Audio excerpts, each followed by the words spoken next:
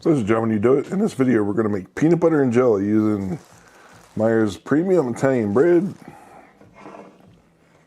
Peter Pan creamy peanut butter, Welch's grape jelly, and we're going to enjoy a Coke.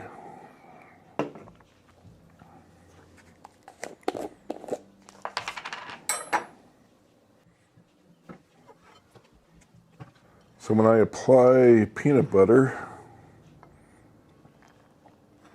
I usually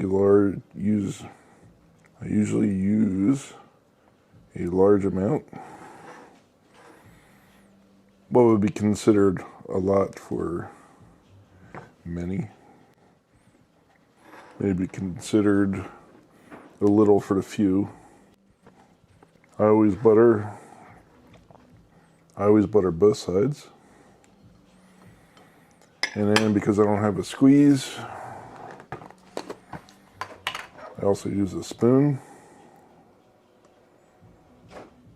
And I scoop out some jelly. I like a lot of jelly. There we go. That's our peanut butter and jelly sandwich. Now we're going to enjoy a Coke. So I use crushed ice.